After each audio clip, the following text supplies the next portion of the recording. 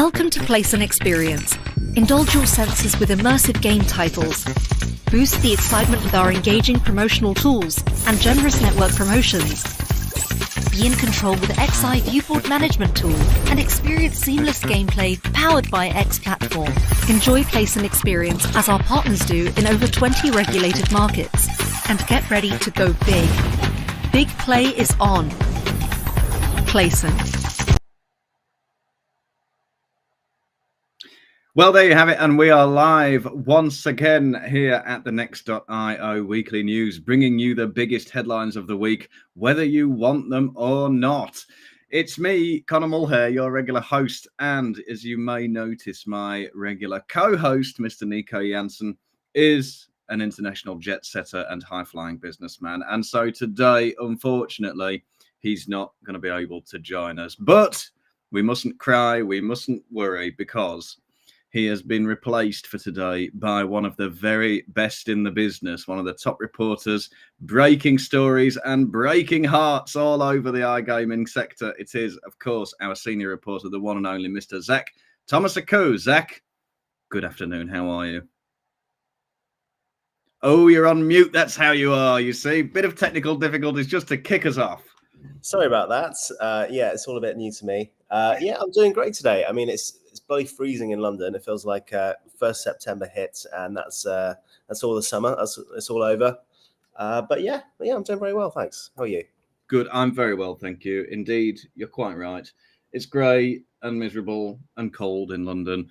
I have a wedding to go to tomorrow, which I'm thrilled about, and I'm really praying for the sake of the bride and groom that it clears up and we get a bit of sunshine tomorrow. But we're not here to talk about my weekend plans, Zach, as much as I might like to. Instead, we are going to bring you a little rundown of the biggest stories we've seen this week. Now, obviously, summer's come to an end. Things are starting to pick up again a little bit. I wouldn't say, Zach, it's been the single most exciting week in the world of news, but it's been pretty good. For example, let's get straight into our first story, because we had quite an exciting morning yesterday, because rumours were swirling that Kambi, the sportsbook supplier formerly known as Unibet, had been approached by Genius Sports to explore a possible acquisition. So some of our friends in the trade media had put out some rumours, according to sources, that a buyout of Kambi could have really helped Genius to expand its managed trading offering. I think there's also, we see this regularly, some kind of competitive advantages when one supplier can merge with another and kind of strengthen their offering. So I think there was a lot of rationale behind this idea that Kambi would maybe be a target for Genius. It's also a much smaller company than Genius, so Kambi had a market cap of about $350 million as of yesterday. So some sources were suggesting that an acquisition bid would have needed to be about $450 million. It's not the first time that we've heard about Kambi as a possible acquisition target. I think not that long ago, people were talking about MGM Resorts International as a possible acquirer for Kambi.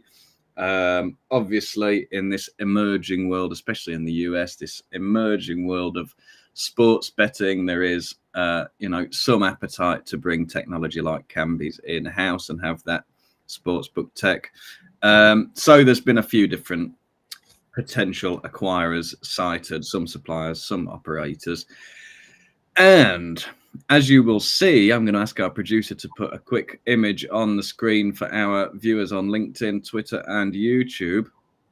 You can see there was a pretty substantial spike in Kambi's share price there. Shares jumped around 17%, actually, from about 113 to about 133 Swedish krona. So obviously investors were convinced by the rumors. There was clearly some kind of serious rationale behind this. The deal made sense to a lot of people. However, if we can take that image down, shock for those of you who haven't already read the headline, What a surprise. Actually, that excitement was killed pretty quickly, Zach, because Kambi released a statement and told us in no uncertain terms. Chairman Anders Strom said, while Kambi tends not to comment on rumour and speculation, I can confirm that Kambi is not engaged in any such discussions. So, you know, it was pretty exciting for a moment there, Zach. We thought, oh, big M&A deal, be good. Bit disappointed that we hadn't got the scoop. But actually, by the end of the day, we thought, oh, good job we didn't report that, because it turns out it's not true. So Kambi denied the rumours, and then not long afterwards, Genius Sports came through with another statement from CEO Mark Locke, who said, again, as policy, we do not comment on unfounded and ill-informed rumours. Ooh, bit of a dig. To prevent any further speculation, we can confirm that we are not involved in any discussions of this nature with Kambi. So sometimes, Zach, in the cut and thrust, fast-moving world of iGaming news, you get taken in, as did the investors. We saw the impact on the share price. We weren't the only ones who fell for it. But unfortunately, fortunately, whatever. Either way, it ain't happening. So it was a bit of a funny one, because obviously we put a lot of trust into some of these sources that we see these kinds of deals from, and we've seen it plenty of times before, Zach. M&A deals, the details get leaked and someone tells someone else, and eventually it makes its way to the media and it hits the headlines. And I think, generally speaking, there are quite robust processes that go into confirming information like that before it gets reported. And so generally, I would say there's kind of no smoke without fire in cases like these. So I personally would be wondering, is there a chance, do you think, that actually Genius and Kambi were exploring something at some point? Maybe the discussions were ongoing, but as it came down to the crunch, they didn't manage to hash out a deal. Or maybe they've never spoken to each other and it was simply somebody got the wrong end of the stick. Who knows? Zach, what did you make of this one? Yeah, I mean, it's a really interesting one. Because, I mean, as you said, the share price movement, I think, is a testament to how credible a lot of investors and people who were just paying attention to this thought the reporting was. And the trade media that reported it are... they reported a couple of big deals before that have come to fruition. I think recently there was the DraftKings Simple Bet acquisition, which they reported months ago, and that actually did end up like having legs. You know, I think you have to look at like the way they worded their denials. Anders Strom said that Kambi is not engaged in any discussions. He didn't say that discussion hadn't taken place in the past. I found Mark Locke's denial. He got a little bit mean about it, which was quite funny. But I mean, I don't think you would be that strong necessarily unless something had happened. So I guess we'll never really know. But I'm sure there's all sorts of conversations of varying levels of seriousness that happen all the time, and and you never know quite what the sources were or how informed they were. So yeah, we'll never know. But like you said, there's no smoke without any fire. That's it, yeah. And like you say, these kinds of discussions are going on all the time. It's just a part of doing business in the modern world, isn't it? This kind of mergers and acquisitions we've seen quite a lot this year. It's picking up again. We had a quiet period with fewer acquisitions over the last few years, and now we seem to be back in this cycle of businesses getting bought up. I spoke to the CEO of an online operator not long ago who said in no uncertain terms, we're always on the lookout for businesses that we can buy or businesses that can buy us. It's part of doing business now. So yes, I wouldn't be surprised to learn that there had been some discussion. Obviously, if there has, then it hasn't resulted in a deal. But businesses need to be open to this kind of thing. Nico Janssen in the comments, rumors are rumors until they actually become facts. Yes, that is a rule to live by. And that's why here at Next.io, we are all about the facts and sometimes we'll comment on the rumours, just occasionally. So there you go, Zach. We're keeping it moving today. That's about all there is to say on this one. But we're going to keep going with our next big headline of the week. We've got 4 main stories to get through today. And the next headline comes out of the Philippines, which we know has a substantial online gambling market. And it's been quite controversial in recent months. Zach, you've been reporting on this market for quite a long time now, following a lot of developments. So why don't you bring us up to speed with the latest this week? Yeah, absolutely. Thanks, Connor. So yeah, I mean, this has all been part of like an ongoing story, which is really began in April with a scandal, which I'll touch on later. But the scandal led to a backlash against POGOs, which is Philippines offshore gambling operations for people in the know, which were eventually banned by the president in the State of the Nation address in July. So these are basically kind of like operations which broadcast unlicensed gambling to various Asian countries, most importantly China. Which is a huge market and where online gambling is almost completely banned apart from lottery. Yeah, I mean, so I mean, those are the legal ones. The legal markets existed since 2016 when they were legalized by President Duterte, but the hubs have been shown to be infiltrated by crime of varying levels of seriousness, from like scams and that sort of thing, to much more serious crimes such as murder and human trafficking and torture. A lot of people are kidnapped and are made to work in these hubs, especially the illegal ones, completely underground ones, which had no sort of license from the regulator. So yeah, I mean, so they're banned, they're being phased out. But this last Saturday, there was a raid by the Presidential Anti-Organized Crime Commission against a POGO, where 162 foreign nationals were found to be captured in Lapu-Lapu City. This came after the Indonesian embassy had requested the government to rescue 8 of its citizens being held at an illegal site. Quite interestingly, it was disguised as a resort hotel, with complete with a fictional swimming pool and bar and restaurant and that sort of thing. Yeah, I mean, and the police are now saying they're going to be intensifying their crackdown on POGOs, particularly in the province. So they're going to be more aware of what's going on. So I mean, that's what's going on at that level. I mean, they're meant to be ending by the end of the year, and there's probably going to be sporadic operations to find the ones in hiding. But I'd like to go back to that scandal I mentioned earlier on, because this is a really interesting story, and one which I'm sure there'll be further developments on. So where it all came from, in April, a small town mayor of a little sleepy town called Bamban in the province of Tarlac, which is just a little bit north of Manila. She was called Alice Gore, and she was the mayor of this town, and was found to own a significant chunk of land where a large illegal POGO was based. This is a POGO where the Presidential Anti-Organized Crime Commission had rescued 700 people who said they were being held against their will. So I mean, this really caught the public's imagination in the Philippines, and it seems to confirm a lot of suspicions that people had that POGOs were infiltrated by organized crime, principally Chinese organized crime, and up to all sorts of nefarious activities.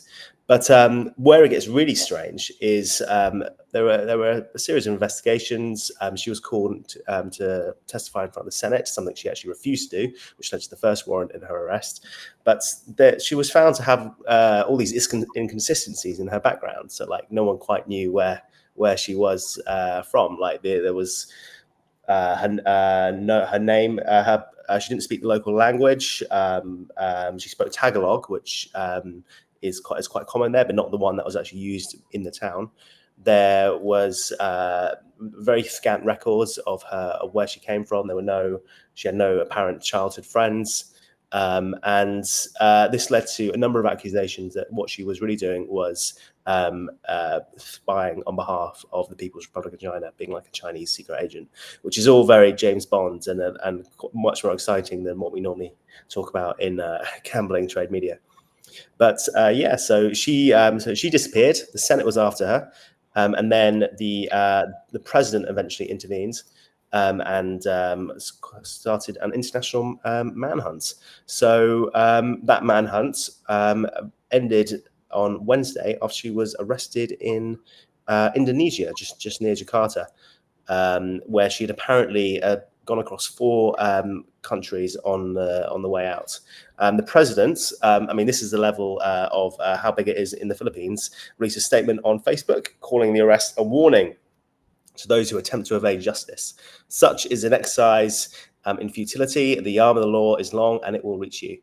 Another really interesting wrinkle to this is apparently her business partners, the ones she was using to launder money, were 2 of the people caught up in the August 2023 anti-money laundering operation in Singapore, which was a sweeping thing which seized billions of dollars in assets and cash, and had 10 people arrested, and after which Singapore actually ended up beefing up its anti-money laundering laws. So it's really interesting the way it all sorts of links together if you're like paying attention to the pieces. But what do you reckon, Connor? What's next for POGOs and Asian offshore gambling in general? Well, you're a lot better informed on this topic than me, Zach. I'll tell you that much. It's not my area of expertise, but there's some really scary sounding stuff in what we've been hearing about the POGOs in terms of the crime that goes alongside these gambling operations. It's really, it's kind of like gambling in the Western world in a bygone era. In America, for example, it may have been very much dominated by organized crime, and it's really sad to see that continuing to happen in other parts of the world, especially when we talk about really serious crime that goes alongside it. So for me, it's another demonstration of the need for robust regulation and licensing and legalization, because otherwise what happens when you outlaw something? Well, it gets bundled in to the criminal underworld with all these other nefarious activities, and actually gambling doesn't need to be like that. It can be legitimate and it can be done in a way that's safe for people. Instead, obviously there's some really dark stuff going on over in the Philippines. I hope that more and more people are brought out of these quite harrowing sounding situations where they're being held against their will and forced to work and all the rest of it. So, I know it's a bit of a departure from our usual business reporting, but it's important that people know what's going on over there. And it's a bit of a sad one, really, Zach, and quite a frightening situation. So what we do know, though, is that at the end of the day, if you keep pushing and pushing and pushing things underground, they'll always pop up somewhere else. So instead, I think that, the right way to deal with these things is do everything you can to take it out of the hands of the criminals. So a bit of a sad story this week. Yeah, that's kind of what I think will happen now. As bad as the POGOs were and are, and as all the crimes they've been connected to and all the horrible stuff. There was an interesting UN report that came out which was talking about like what offshore gambling looks like in Asia, and it's increasingly moving to these sort of grey areas. So like the borderlands of Myanmar, like where the warlords are taking over, like all these kind of really like dark places which I imagine will be even less have even less thought for human rights or anything like that. So I imagine it will just get worse from here. Yeah, well, let's see what happens. Obviously, a lot of what goes on in Asia, where especially like say the Chinese market, obviously everything's totally black market, it's all outlawed. A lot of that stuff I think we don't really have visibility on. We don't know what's happening in the business over there. But it's just, at least what we can say is the one positive bit of news that we've had is that one of the criminals who's been linked to these cases has been caught and arrested. And, several people have been liberated from a situation where they were being held against their will. So, hopefully there aren't many more people in a situation like that. And if there are, then hopefully they'll be freed before too long. Like you say, the president was pretty clear in his statement. The arm of the law is long and it will reach you. So there's no uncertain terms there. But one thing I can say, Zach, I know you're keeping a close eye on this one, and you'll be looking at any future developments in the story of POGOs. Absolutely right to point out that the question is, well, once they're gone, what happens next? Anyway, I think we should move on to a slightly different story now. But before we do, I think we should just run a very quick video from one of our partners. Games, hundreds of studios, dozens of hub market partners, an industry-leading hub wallet, and just one API. Hub 88 is connecting businesses to a world of limitless content where the possibilities are endless. Hub 88.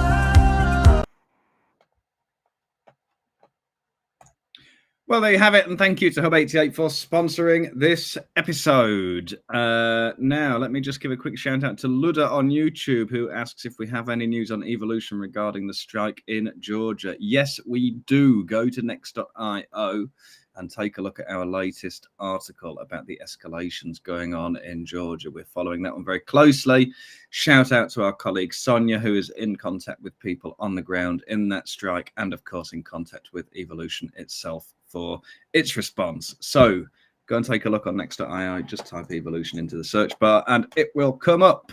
But today we're not talking about that here on Weekly News. We are going on to our third story of the week, which is all about Betsson. Because we found out yesterday that Betsson has decided to discontinue its B2C operations in Colorado by the end of September 2024. Well, you might think Colorado, that's only one US market, not that significant. But no, that is going to mark the end of Betsson's direct consumer engagement in the US for the foreseeable future. Did you see that lightning? I did. According to the company spokesperson. Wow, did you hear that? I can hear it on your end. I'm a bit further away than you, so it might hit me in a second. That was a big one. Goodness me, this is exciting. Anyway, yes, Betsson's leaving the US in B2C terms. No more B2C operations in the US for Betsson. So just to take you back in time, Betsson launched its mobile sportsbook platform under the BetSafe brand in Colorado in 2023 in partnership with the Dostal Alley Casino. Obviously, that's a kind of market access agreement. So as part of that launch, Betsson opened an office in downtown Denver, which managed its B2C operations. Sean can hear Sean on LinkedIn can hear the lightning from Malta. It must have been a big one. Hi, Sean. Shout out to you. Now, so it had this Denver office that was running this BetSafe operation and running its B2B operations regionally. But I think the B2C exit probably won't come as a huge surprise to many, Zach. So the Betsson spokesperson told us at Next.io that the B2C operations in Colorado served primarily to display our sportsbook for B2B purposes and to provide us with valuable first-hand insights into the dynamics of the US online sports betting market. So basically, if a client comes to Betsson and wants to license their sportsbook solution, well, Betsson can say, well, have a look. Here's the BetSafe brand, and this is how it works. So they've got that market experience, but it was never a huge part of their revenue or a huge element of their operations. So this was already talked about earlier this year. We interviewed Pontus Lindwall, Betsson CEO, not long ago, who said that following that the situation was different for Betsson when compared to another European operator like Kindred, who had entered the US and left again, because Betsson was primarily interested in B2B. So basically, he said that their business is not dependent on the US market for B2C revenue. We will continue to offer the sportsbook there for the time being and see how it develops. But any finance nerds out there who love reading annual reports and quarterly reports like I do will know that it's not the biggest region of interest for Betsson. I think we've got a picture we can show, just showing you the revenue breakdown for Betsson in Q2 2024, the quarter just gone. It's not exactly clear to look at, but you can see 17.5% of revenue from the Nordics, 23% from LATAM, 16% from Western Europe, and 42% from CEECA, Central and Eastern Europe, and CA. Now, the rest of the world, which would include the US, is just 1.4% of revenue. So clearly a very small portion of Betsson's operations. So I just wanted to show you that to demonstrate that it actually is not that big a deal for Betsson to go out of Colorado. So it's not going to be running its B2C sportsbook there anymore. Zach, the latest in a long line of market exits from the US. I think Betsson's been quite careful to clarify, you know, the statements almost sound like, yeah, we're leaving, but we weren't really trying there anyway. We didn't really want to make any money there. We just put it there just for fun. But obviously we've seen a pretty long and growing list of people exiting the US sports betting markets.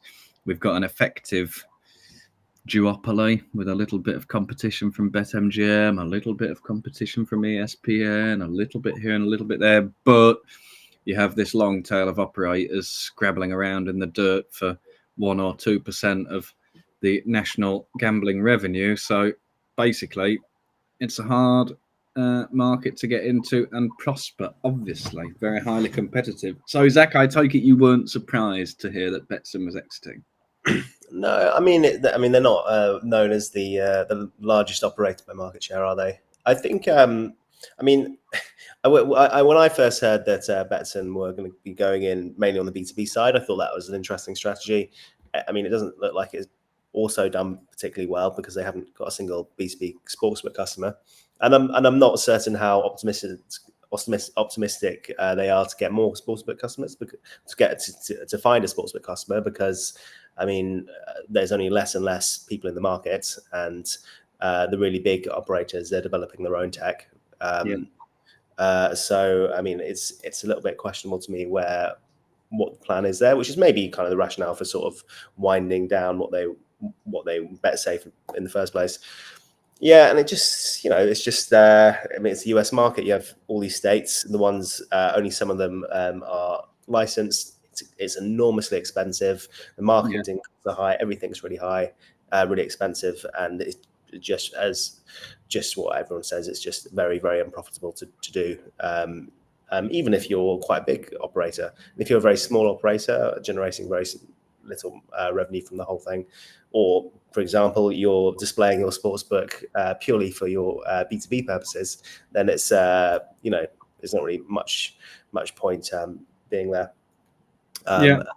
Especially because like the big operators, they're it's all about parlays now, and like the new different new technology, and all this money is getting poured into there. And if you're a smaller operator, it's really hard to keep up with those kind of like product battles. I don't know. There's a lot more to say on it, but it's not a big surprise. Yeah, no, I totally agree. And the thing is, it's not just a marketing race. Like you say, we've always said the winner in the end is going to be whoever has the best product. That's what keeps customers coming back. We've seen certain operators generate massive market share through very generous marketing offers, Caesars in New York, and then once people get all the bonus funds are gone, well, they go somewhere else where the product's actually more usable, more functional, and more enjoyable. So at the end of the day, it's a product race and not, I don't think, a marketing race, although obviously there's a bit of both. And I think one of the regions we're going to see more and more from Betsson is in particular LATAM. I think they're going big on Latin American markets, and I suspect a lot of the growth that we'll see in the future will probably come from there. It's all about weighing up where to put your investment, I guess. And like you say, the US sooner or later just becomes prohibitively expensive. Right, that's Betsson. So there you go. That's our third story of the week. And we've got one more little quick story, bit of good news. Finally, Zach, some good news, please. Yeah, I mean, this is just a little story, but I think it's kind of interesting. This is the story that Revpanda digital marketing agency has acquired a Riga-based affiliate partner, Leetz Media, leading to the creation of Revpanda Group. So it's got offices in the new combined company will have offices in Estonia and Malta, and offers content localization, SEO, digital PR, and programmatic advertising. Under the new structure, it's going to operate as a Revpanda Media. Leetz Media will operate as a Revpanda Media, and the company says that the integration is expected to strengthen its position as a 360-degree digital marketing agency. Also, it aims to enhance the group's ability to drive both direct and affiliate traffic while simultaneously boosting player value through improved retention strategies and product enhancements. So it's a little bit of M&A to round us off. I mean, it's not the biggest M&A story this week. Perhaps the only one that actually happened, though. What do you make of it? Yeah. I think Genius Sports not buying Kambi was actually a bigger story than this. But it's always nice to see, founders making that money back. Obviously, they invest a lot of their time and resources into setting these businesses up. And whoever's running Leetz Media, well done you. You've got your acquisition nailed by Revpanda. Undisclosed acquisition. We don't know how much it was. Probably a few quid here and there. But obviously, we're talking about relatively small businesses, but they're focused on iGaming and online gambling. So we just thought we'd mention that one. But again, we'll see what happens next. Maybe they'll get more clients on board and keep on growing and become the 360-degree digital marketing agency that they dream of. I mean, that's thrilling, isn't it? Like I say, Zach, it hasn't been, a headline a minute kind of a week, has it really? We're just bringing you what we're hearing. So that's pretty much the latest for this week, I think. I don't know if you have anything more to say on any of those topics. What do you reckon? No, I think we covered them pretty good there, didn't we? And I'm seeing it's actually starting to. There's a storm actually happening outside now, so probably time to hunker down. Yes, time to hunker down. Get into the cellar, strap up your valuables, and just stay safe. Well, Zach, thanks for joining me. It's been a lot of fun. And I should also say thank you, of course, to our sponsors, Playson and Hub88, and most of all, to our loyal viewers for sticking with us week in, week out on LinkedIn, YouTube, and X, as they call it now. I still call it Twitter. But thanks, everyone, for joining us. And we will see you here. Well, actually, I won't, because I'll be on holiday. So I'll see you here in the same place at the same time in 2 weeks. And you may just see the return of the one and only Mr. Nico Jansen here next week. I'm not promising anything, but certainly I hope he'll be back. Thanks again, Zach, and we will see everybody next time. See you later.